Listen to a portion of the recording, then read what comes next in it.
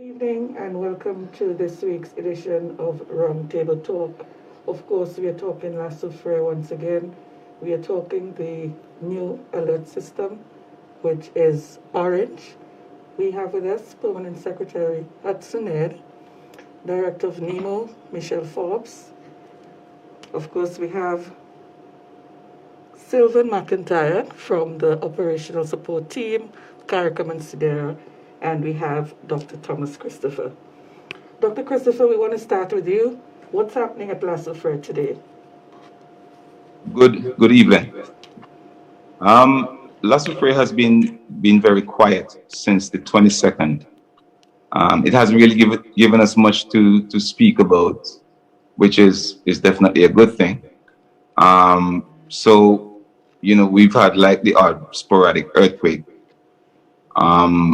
I think apart from that, the only highlight of what's been happening is the gas measurements, which have been going on and how we're interpreting them.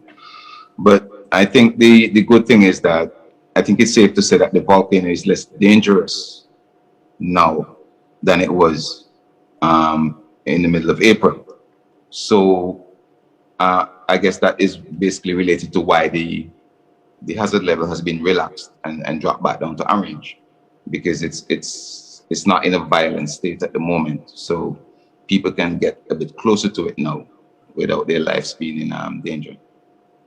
Okay, you're saying that it's less dangerous at the moment.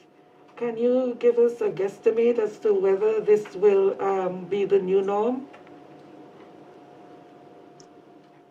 Well, volcanoes behave differently.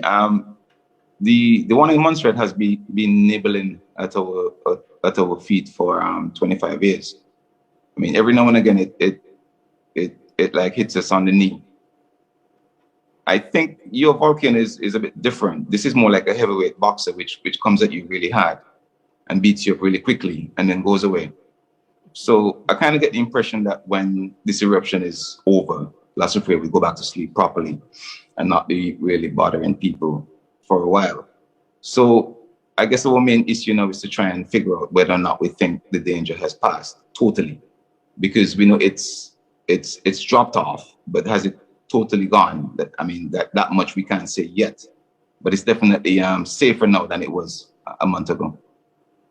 Okay, in terms of activities going forward, what is going to happen in terms of the work of the monitoring unit at Belmont?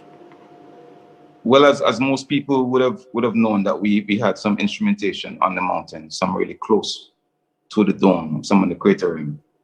All of that has disappeared. So that needs to be put back in, and that would be a couple of seismometers, 2 cameras, the EDM network. There's also some instrumentation that never made it up onto the mountain, which we want to put in as well. Because one of the things that we have realized, or which is obvious to us, that before we were having these so-called dome emplacement events. This is before the earthquakes started happening in March. Now, those were only picked up on one instrument, which is the one on the crater rim. We don't have that instrument. So that is one of the reasons why we can't say with any certainty if there is a dome being in place, apart from the fact that we can't see inside of the crater. But if we had that instrument intact, and it was showing us similar events, then we could probably say with a bit more confidence that we think that there's a dome being in place. But right now, we can't answer that question. We don't know if there's a dome or there's no dome. And if it's actually building a dome, it means that eruption is definitely not stopped. If it's not building a dome, then it's a totally different ballgame. Okay, well, thank you for that update. We know that you're getting ready to leave us on Friday. We want to thank you for all the work that you have been doing for us here. And we look forward to seeing you on the ground again sometime soon. So all the best and thank you again. All right. Thank you very much. Thank you, Dr. TC. I like to call him Dr. TC. Michelle Forbes, we are now at a new, back to the original orange level. What exactly does that mean? What is the significance of that? And what are the next steps forward? Okay, the orange alert level means that we can still have eruptions. let's not think it is totally over. The orange alert means that you can go into explosive eruption at any time within a very short space of time. As we heard from Dr. Christopher, things are still very active. But because of the reduced activity since April the 22nd and the discussion with the scientists, we have agreed as a country to allow persons to go back to particular areas, communities as far as Mount Young on the windward side and as far as Pitibudel on the leeward side. So we are confident that going back to these communities, even if there's an explosive eruption, they should be pretty safe within those areas. But we need to continue to monitor very closely and continue to listen to the information that we have about the volcano, and really just be alert and be prepared at all times. Let's talk about the different levels of alert, if you will, so that we can differentiate between all the various alerts. Okay, the red alert means that an eruption is ongoing or imminent. The orange alert means that it's restless, it can go into eruption within a very short space of time. And the yellow alert means that things are getting a little bit busy, more activities than would have happened over the background level, if you want to say the background level. So if you notice, in December we went straight from background to the orange alert level, because what we were having was normal in November, early December, and then it just sped up because you already had an effusive eruption ongoing. So we jumped from the green basically straight to the orange in that case. But green is basically at the background level, maybe a few earthquakes every year, every 2 years. Yellow when you start to get a few more signals, earthquakes, different things happening, and you say, well, okay, this is beyond what has happened in the last 2, 3, 4, 5 years, or even 10 years. And then, of course, the orange alert is when things start to pick up, and you know that there's a possibility that there may be an explosive eruption at some point. And then red, of course, is an eruption is imminent or eruption is ongoing. That is the ultimate Yes. level. You've said that there are certain areas in the orange zone that can now go back to their homes, clean up and so forth. While you have given a broad, do you have the specific communities? We have the orange zone, so we have Pitibudel, Trumaka, Rose Hall, Rose Bank. Those are in the orange generally. In the yellow, we have Spring Village, Gordon Yard, and those communities, because people did evacuate from the yellow zone. And on the windward side, we have up to Chester Cottage, Byra, Goss. Those communities can actually return home. We had persons who actually evacuated also from South Rivers, Park Hill, and even some from Connery, and those are in the yellow zone. So those communities can return home. Okay, now that that alert level has actually been advised and is in effect, have you had people actually returning home yet? Very few, very few. I wouldn't say, maybe about 50, if so much, have returned home. I think some have become a bit comfortable in the shelters or their private homes where they are. Some are actually going back home and cleaning up. So they have indicated they are going back and forth cleaning up, and when they finish that, they want to return home by the weekend or next week thereabout. So it's ongoing. So there's a cleanup operations by families, cleanup operations by Bragsa, by the community also, because they're doing their own cleanup, and individuals, and then they want to prepare their homes so they can return back as soon as possible.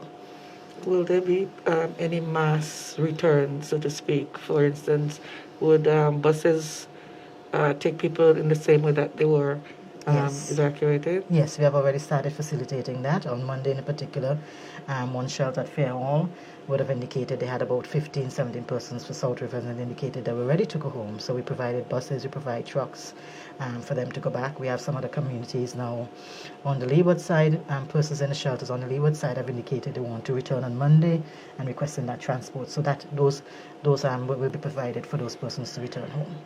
Okay, do you foresee any sort of challenges in terms of the actual return?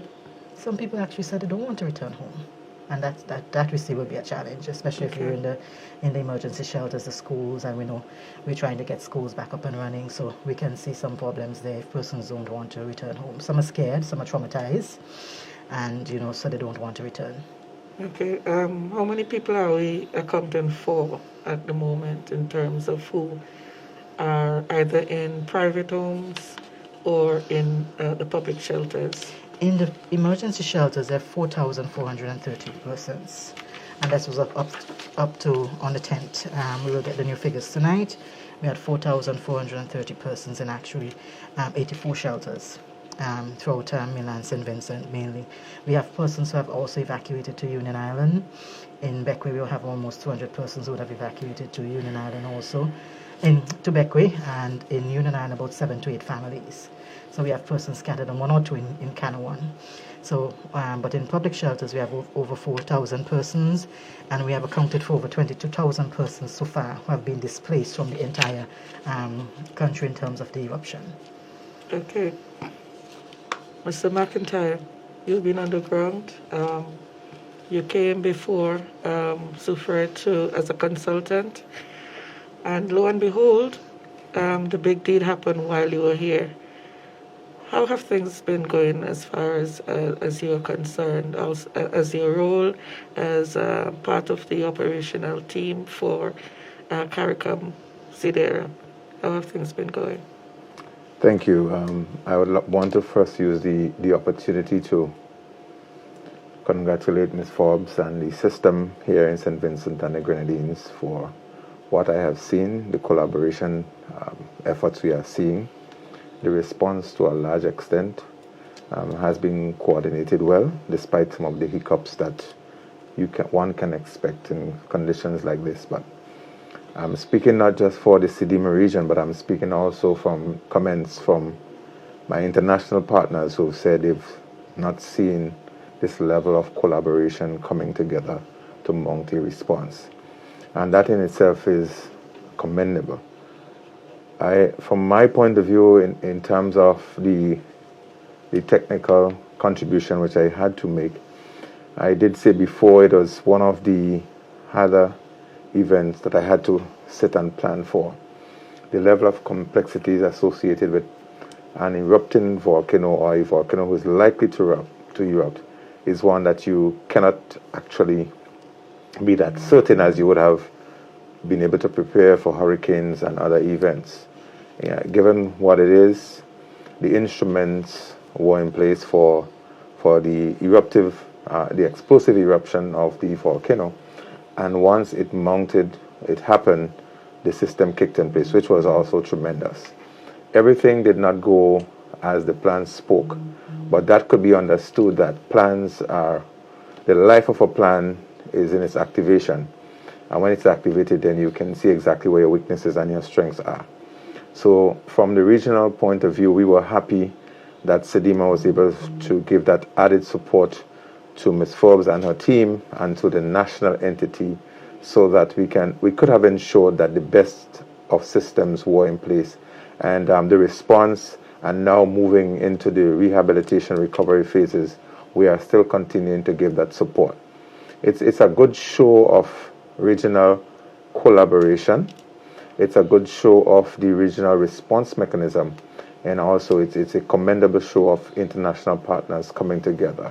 And one of the hallmark of our intervention here is the logistics hub that is very visible, very conspicuous at the old airport at Annersville. And we'll talk some more about that effort when we come back after this absolutely. first break. Yeah. So that's something to see. Definitely. Okay. Back before we took that first break, you were talking about the logistical component and what's happening now in terms of the response and so forth. Care to continue? Yes. Let me put the logistics hub at Annersville into context, in that, following up on what Ms. Forbes has said, this emergency is far from over. The situation that you are experiencing here in St. Vincent and the Grenadines is very far from over. The mere fact that we do have some threats existing in the red zone and to an extent to the orange zones, people will not be going back anytime soon to occupy all of these zones. That's a given. And so understanding this, we recognize that there will be a need for ongoing support. And there would be need for transparency, accountability, and equity in the distribution of relief items. And so our partners came together to ensure that a system is established. And today we have seen some major tents, massive tents set up on the Annersville hub. And that tent is to ensure that items that come into the country, they are properly accounted for, they are sorted, stored in some instances, and distributed across country. It is both for the physical and the paperwork has to be undertaken. But interestingly, we've also were able to roll out an electronic system, the CDEMA logistics system, for the first time, rolling out in one of our countries. It's a pilot activity that we're seeing here. It has started sometime before it was initiated, but never took off. And so this is considered a pilot for St. Vincent and the Grenadines. We're hoping to see the success coming out of it. We are proud to have been associated with it. The support we're getting from civil servants, from volunteers, the cadet force, the police force, it is tremendous. And so once this system is up, it has been in the relief emergency phase. It is going to be going through the rehabilitation and definitely into the reconstruction phase, because we are expecting that more assistance would come. Despite an appeal for cash assistance, which is totally relevant, we believe that material, goods, and other types of food will be coming, and there will be need to be able to coordinate and distribute and account for. And this is one of the things that you would see happening there, because as I said before, we would be in this for a long time still. Okay. PS, probably this is a good time to bring you in. Somebody's asking, what is government's plan for individuals who are afraid, traumatized, or have lost their homes and are unable to return home? Well, the stage we're at now, we have not commenced an official discussion around what we're going to do next in terms of resettlements. But of course, many in different sectors have been thinking of and expressing some of the possible things that can be done. I'm quite sure that pretty soon those formal discussions will be on the way, because we are hearing from the psychologists many cases of persons who are unwilling to return to their former life, in the sense that they are traumatized by what they have seen, what they have experienced. And I'm not so sure that they are convinced that they will not go back. But for the moment, with all of the volatility and the situation being still fluid, you would get that kind of expression. But there are some cultural issues at stake for some people, and they may say that now, but they may change their minds. I think it is kind of premature to preempt them and to determine for them what is the best solution. Whatever we discuss as a government in terms of the government and the policy they will take, it would be informed by further research, further interactions with the persons, the advice of engineers, our seismologists, because the landscape has changed. I mean, from some of the images I've seen from getting the opportunity to go around the island some time ago to look at what the damage was like at the coast, especially, the riverbeds have definitely changed in elevation, and that has implications for the extent of lateral distribution of water and lahars and other debris, so that it really creates a fear factor, especially north of the Dry River and north of Richmond or Fitzhugh, for persons who either utilize those areas for farming and so on. So we definitely would be looking forward to that kind of planning. The Physical Planning Department, the Ministry of Housing, the National Emergency, the entire mechanism of the National Emergency Organization will definitely be brought to bear on these discussions, and the policymakers, I am quite sure, very soon, as we contemplate the way forward. Great. I know you're telling people to return home, but how practical is that right now in terms of places like Chateau and other areas where schools and what is the situation with schools and health services, for instance? The schools, the Ministry of Education actually have identified several buildings. I don't have them here with me. With the churches, they have actually negotiated with churches to use buildings for their grade 6 coming up. So they should be starting soon. They're doing some cleaning up. There are several churches that will be used for those classes in the various communities. So that's ongoing. There are certain communities that definitely cannot return home now. Chatterville and Fitz use a tremendous amount of ash. The sheer amount of cleaning that will have to be done in those communities is enormous. Of course, over the Rabica River, as Pierre said, the landscape has changed. We are going to have flooding for some time. That has for some time in those communities, and where you would have had some rivers or when rainfall, you have the usual flooding. It's wider. The spread is more lateral now. The rivers have filled up. It's different. So one of the things that we are working on with the Seismic Research Center is actually to do the digital mapping of the landscape to really inform planning, development planning going forward. And we have had some initial discussions with the United States Geological Survey in how we are going to go about that, because that has to guide our planning going forward. Where can we build or rebuild in the future? How has the landscape changed? How are the runoffs going to be? What type of flooding are we going to have? The flood maps will have to be done over a period of time, because we know some of the valleys have been filled up. So all of this is going to inform our planning going forward. So it's going to be some time before communities, especially like Sandy Bay, return home. And if they do, has to be a lot of rehabilitation, if you want to put it that way. But some communities will take a little longer to get back. Now you spoke about the fact that in terms of the maps and so on, would the zones would there be any consideration given also to changing the zones, the green, the red, and so on? The boundaries? The boundaries. I think mainly the red. I think the other boundaries will pretty much remain the same, because we would have changed it in 2016 really to accommodate for the pyroclastic flows that after repeated studies, we show that the pyroclastic studies have gone a bit further. Definitely, we have had initial discussions of including Chatterville and Fitzhughes, definitely in the red zone, because we have seen evidence of the pyroclastic flows coming a little down towards Chatterville. So then once we have that kind of evidence, most likely we might have some changes as we go forward, but mainly for the red zone, maybe extended on the leeward side. We want to look at operations, the daily operations of EOC and NEMO.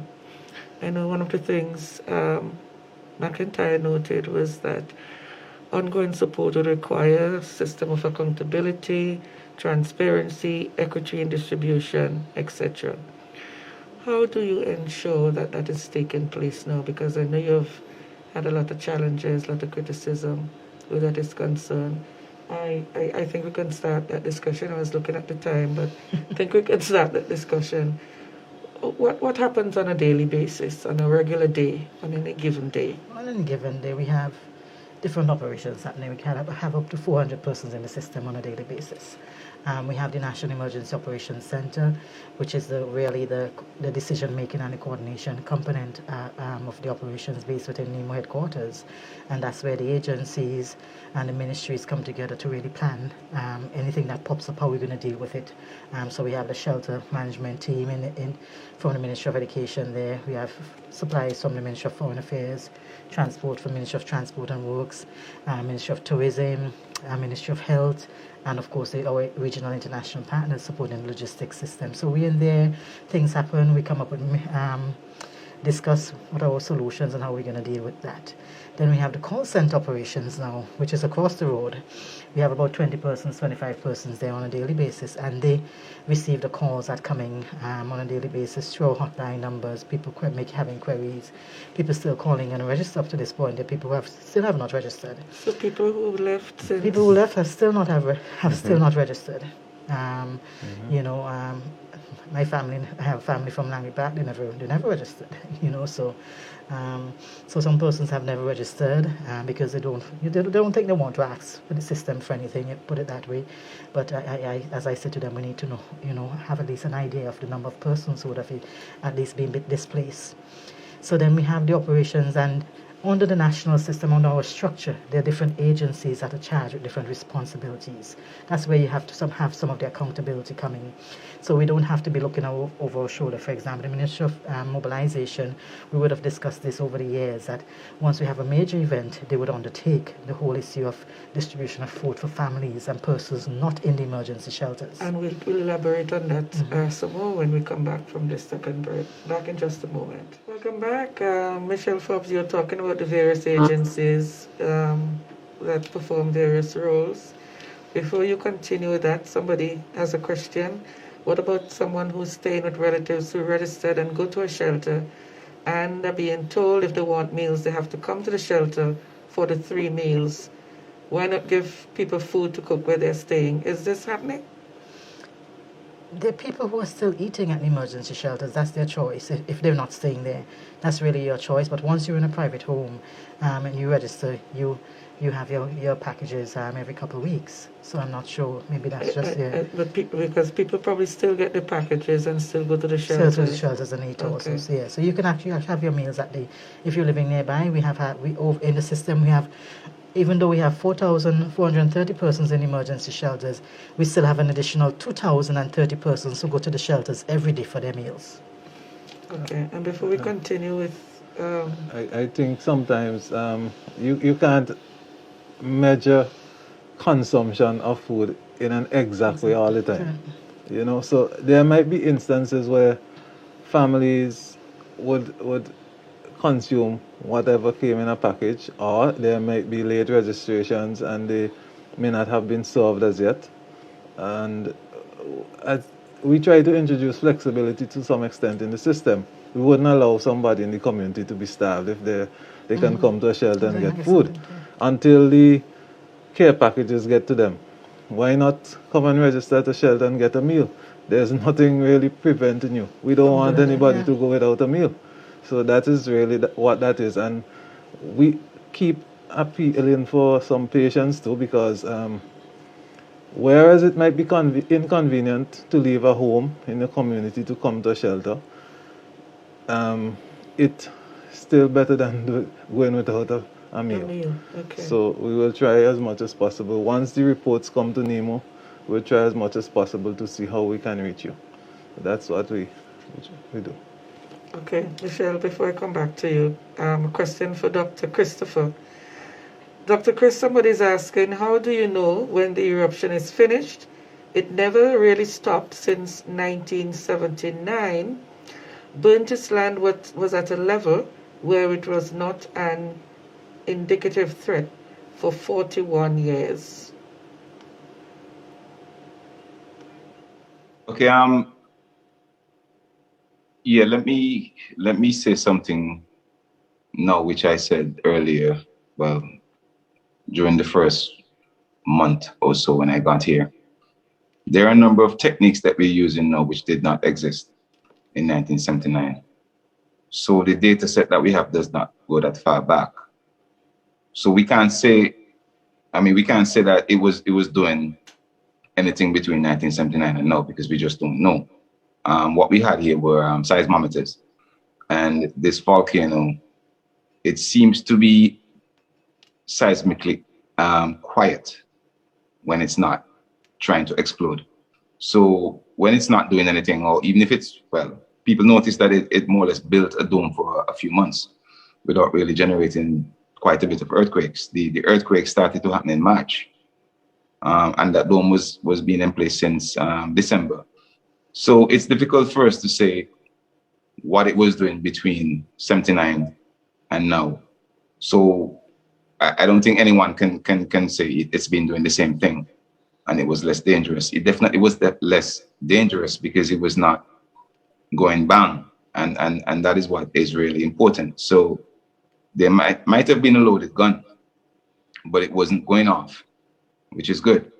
But in terms of the end of the eruption, what we would look for is more or less what we call flat lines in some of the relevant data sets. So, as I just mentioned, seismics may not be the best one to choose because when it comes to earthquakes, this volcano is a bit sneaky. So it doesn't really generate a lot of earthquakes. And I think that is one of the reasons why this eruption started without us really realizing it was coming. When I said eruption, I meant the extrusion that started in December. It took some satellite imagery and some visual observations to confirm that there was actually a problem here. So I guess what we're looking for is the deformation, which is the swelling and the inflation and deflation of the island. That should go flat if you think your volcano is dead. What should also happen is your sulfur dioxide should fall away to more or less zero. When I came here in 2018, I tried to measure sulfur dioxide. No, sorry, not 2018, 2015. Or was it 2013? One of these days. 2013, yeah, it was 2013. The first time I came here, I tried to measure sulfur dioxide and there was none. And that was expected. So that is the kind of signals I would expect to see. Zero sulfur dioxide, a flat GPS. If it was a different kind of volcano, I would say definitely zero earthquakes. But you can have zero earthquakes when this volcano is doing something. So I don't think the absence of earthquakes means that it's not doing anything. It's just what it's trying to do at the time would determine whether or not it generates earthquakes or not. And it seems to only want to generate earthquakes when it's ready to explode. Well, as far as we saw for this eruption. So there are a number of things that we need to go back to zero. The gas is one of them, and the deformation signal is definitely the other one that we expect to just go flat and not do anything. So it's like if you're monitoring the heart rate of someone who's dying, you would expect that line to go flat. There's no more beeps. So that is what we're looking for. No more beeps in the sulfur and no more beeps in the deformation.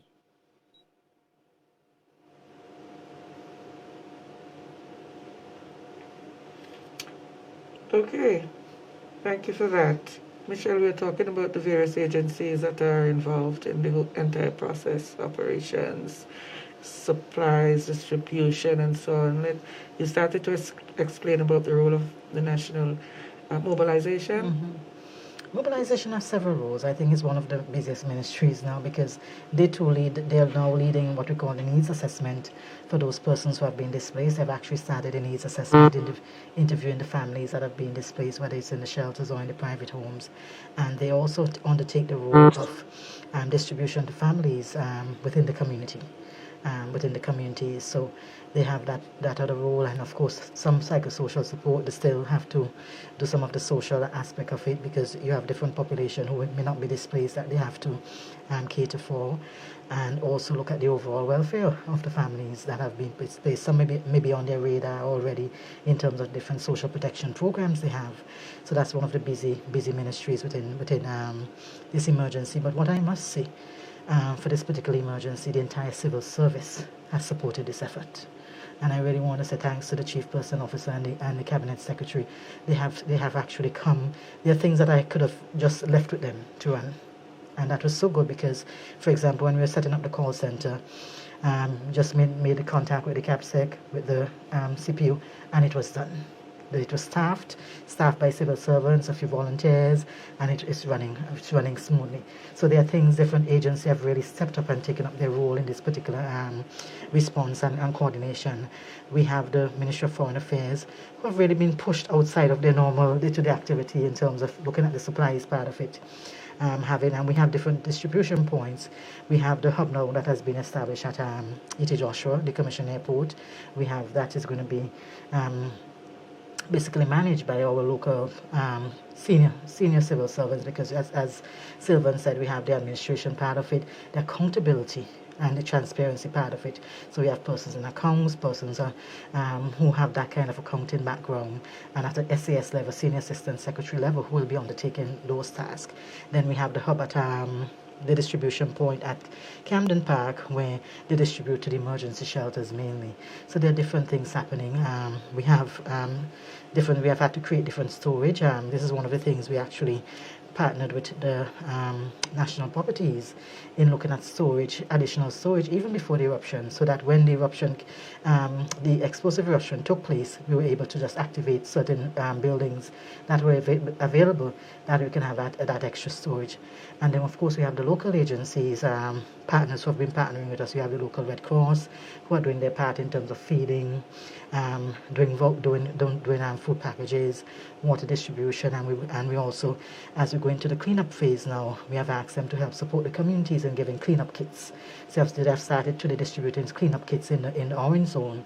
So it may not be NEMO, the Secretariat, may be doing it, but it's all part of the national system. So if Red Cross give you a kit to clean, NEMO is not going to come and give you another kit, because Red Cross will inform us that they have done that. So we have the different roles of the agency within the national system, and we lean on each other, so we can say, okay, you can do this in this particular community. Another agency, we have the Rotaract Lions Club and other clubs, the social service clubs, that have really stepped up and really play their part within the whole national mechanism in terms of coordinating the support to those who have been displaced. BRAXA also holds a seat in that entire system. What do they do? What have they been doing? What are they doing now? BRAXA, any maintenance at the emergency shelters is BRAXA. So we would have calls different times of the day, whether it's a plumbing issue, whether it's a electrical issue, and then of course they're also involved in the cleanup operations. They have been, we can reach, I think, up to Oya. The road is still a bit rough, but they have been clearing the roads. They have been in the communities clearing up the ash, mainly on the main roads, and they have actually started now the washing down and cleaning of the public buildings that need to be cleaned in some areas. So they have really been erecting the water tanks, ensuring that all of these things are in place. So they really have a big task within this whole response to the Soufriere volcano eruption. And they're also busy right now in the cleanup of the roads and so on. Yeah. Before we go, somebody wants to know when we can go to Georgetown. We don't know yet. Okay, so we don't know Georgetown when we give you the official. Still very much. People are going back and cleaning up and so on, but we haven't given the official word yet that you can actually occupy. Okay, so it's not yet official that you can go to Georgetown. We'll come back in just a moment. Welcome back. This is our final segment. We are actually now in a different phase of this eruption. Things have quietened down somewhat, but the reality is that we are going to be in this for a very long time to come. It's not the end. Even though the volcano itself has gone quiet, life in general has not gone quiet. The way forward, Michelle Forbes, as you see it. The way forward, we have to we need to actually now look at the whole recovery part of it, the recovery, how we're going to plan the recovery, and using the science as our background, the science of the volcano, and of course the science of our communities in terms of how they have been formed. Because if you look at a community like Sandy Bay, they have been impacted by various hazards over the years. That's why we have had the population shifting. We need to ensure too that look at the population that can actually return or not in the short, medium and long term. We have actually, Cabinet has actually set up an interministerial committee to look at recovery and rehabilitation of persons who have been displaced, and that is along with ministers and technical persons within the various ministries who will be looking at the different components of the whole recovery framework.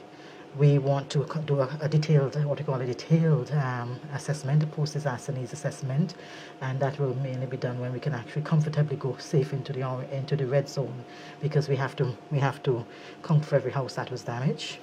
Where's the family that was living in that house? So those assessments must be completed for us to determine the needs of the persons as we go forward. And as I indicated, the Ministry of National Mobilization have started that assessment needs. Going forward, the hurricane season is 2 weeks away. We have over 4,000 persons in emergency shelters, and that means that our availability of space if we are impacted by a cyclone is reduced. So we have this whole multi-hazard, this complexity of hazards that we have to face, along with dealing with the population who have been displaced. So it's quite complex. So going forward, our really is really to look at the persons who have been impacted, look at their psychosocial needs too.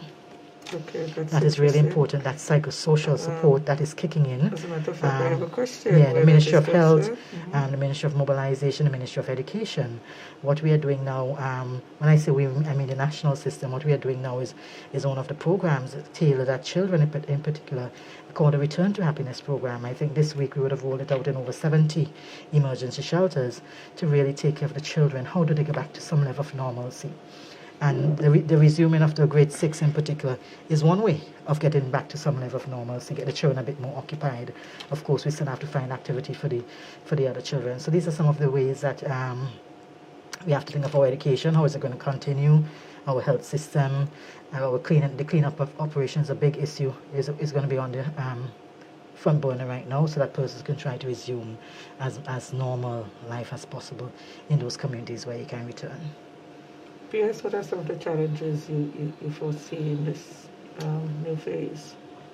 Well, indecision could be a possibility, with persons being uncertain of what they want to do. So we are going to make decisions based on information, and we are working on behalf of the people, and so we would want to get to a point of fairly reasonable assurance of what people would want to do. There are different concepts, of course, in terms of returning people to normal lives and livelihoods. Many of the persons displaced are farmers, are involved in some kind of livelihood related to land, fishing or whatever. Some livelihoods would be had to be replaced, so to speak. So some persons have to consider maybe retooling, maybe looking for other things to do, or maybe joining cooperatives where they could operate in the same area, but maybe in a different location. So we want to make sure that we address, as we say, the psychosocial issues, get persons to a comfortable place where they can actually make rational decisions and inform the process. We want also to continue to appeal for patience and for collaboration. We want also for persons who do not have to depend on the system to allow those who are dependent to get the best out of the system.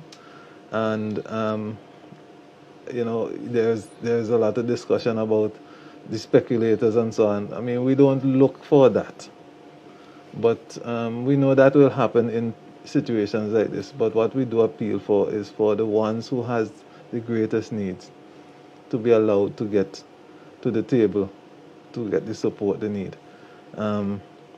But all in all, the collaboration going forward, there's a proverb that says the heights of great men are not achieved by sudden flights. This is not going to happen. A renewal of St. Vincent is not going to happen in an overnight manner. It's going to take time to rebuild. We're going to have to have new paradigms, new types of development. Even in housing, we have not been culturally used to multi-story housing, but we may have to consider that, put that on the table, get people adjusted to that lifestyle, So there are different things that we're going to have to consider, and it's not going to happen overnight. It's going to need rational thinking, thought processes. This is not a partisan matter. I mean, we want everybody to be able to make a positive and a meaningful contribution to the process, and so it's going to take collaboration. We have to move forward in a spirit of unity in that regard. So that's where I want us to head. Sylvan McIntyre, or you sit in a very special position. How do you see the continuing effort? Going forward, I would like to encourage to build on what we have. There's a framework that is established. I would appeal for all to respect and cooperate with the system that is put in place. St. Vincent and the Grenadines has an opportunity to build on useful experience to be better at what we cannot prevent. One of the things that you have working for you is the regional response mechanism that is at your fingertips, I would say, to be called, and we've seen a show of that. I've been here before, during, and sometime after to ensure that the support system to the region is maintained. What you have here, I have seen leadership in a lot of spectrum. You have a prime minister who's been physically, personally involved in the process, giving guidance and support. You have disaster technocrats. You have public servants, permanent secretaries who sat at the Emergency Operating Center, and public servants who are giving human service, and volunteers. You see the system coming together. So I appeal on behalf of the PS's statement for collaboration and patience with the system and allow it to work. I have not seen a system that is perfect in my lifetime. I have had experience of Hurricane Ivan in 2004, and I have still had persons who say to me that they have not received anything. And these are some of the things that can happen after a crisis. And so the system is not geared to marginalize anyone, but the system is not perfect. And if people know of any way that they can help somebody else, they should step forward. Give support to what is in existence. It is set up for the benefit of all. Okay, I know you want to say something to TC again, but I have a question that TC we need to answer. Is anything in place to monitor air quality? At what parts per million does sulfur dioxide in the atmosphere become poisonous? Dr. Chris? Yeah, let me respond to the first part. There is a plan to put some dust tracks, which are instruments which monitor air quality, and when I say air quality, I mean the ash content of the air, the particle content of the air, not so much the chemistry of it. That has not been put in place yet. There's also a plan to put some sulfur dioxide tubes, which will monitor the chemistry of the air. And I guess these two sets of monitoring techniques would make sense more in the orange zone and the yellow zone. And then you might have a control somewhere in the green zone to see what the ambient values are like, well away from the volcano and well away from areas ash would have fallen. I mean, to be fair, this should have been done before the explosion started. But you know, SRC is a small unit, you know, and you know, we're more or less one layer thin in terms of what we do, and we were stretched, so to speak. And you know, when the explosion started, it was just three of us here, you know, and that was not easy for the three of us to be trying to hold down what was going on and trying to figure it out as well. So, you know, I should apologize for the absence of that, but it should have been done, and hopefully it gets done soon, especially due to the fact that people are moving back into the orange zones. And it would be good to have an idea of what they're breathing in, both the chemistry and the dust content, the particle content. I can't remember what the second part of the question was. At what point, what parts per million does sulfur dioxide in the atmosphere become poisonous? Okay, I don't know the exact answer to that. That would be something a health expert would know. When I measure sulfur, I don't measure it in parts per million. I measure it in tons per day, the sulfur dioxide flux. And the concentrations that I'm getting with the multigas, which I think is closer to what the individual would be interested in, it would be like 1 or 2 ppm. But when we're up there and I'm in that gas plume, sulfur dioxide is not what's bothering me. It's the hydrogen chloride that's really damaging me. So I'm guessing the few ppm that we breathed in on the crater rim is not enough to kill anyone. And I've ingested or inhaled quite a bit of sulfur in my existence, and it hasn't killed me yet. So I'm guessing it's fairly high, but I don't know the exact number. But I think it would be a significant amount of it. I think the beauty about sulfur dioxide and hydrogen sulfide is that they smell.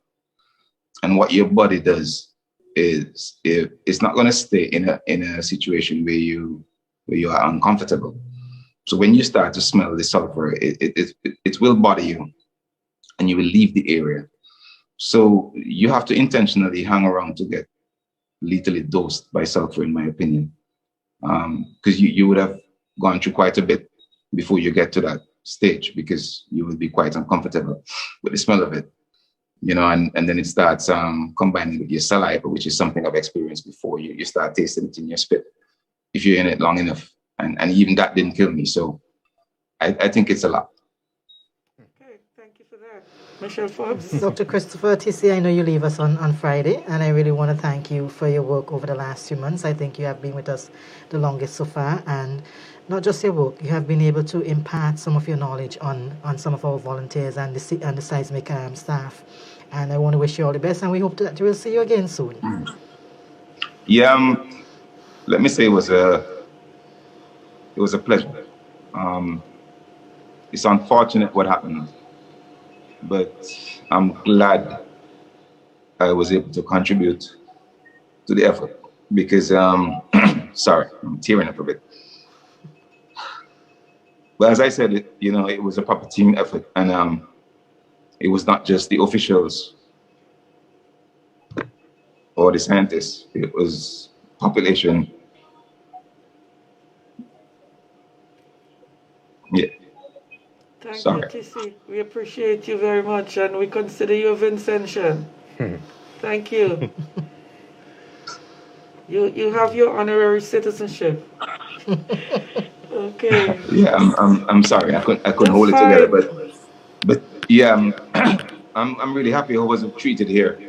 People are quite nice, lovely country, lovely population, and I was just glad I could help. Thank you. We can't thank you enough. We really do appreciate you, and we look forward to having you back with us sometime soon. Okay? Well, that's the program for today. Thank you very much again, Dr. Thomas Christopher. Also, we want to say thank you to Sylvan as well. You have also done quite a bit. You're Vinci yourself already. Thank you so much for your contribution. You also leave shortly, I understand. We are very grateful and appreciate all your work and all your efforts. Thank you, PS, for joining the program. Thank you, Michelle Forbes. I know you have a mammoth task ahead of it, but I know you are well geared for the task ahead of you. Yeah? Sure. See you next week, Wednesday, for another edition of Round Table Talk. See you soon. Bye-bye.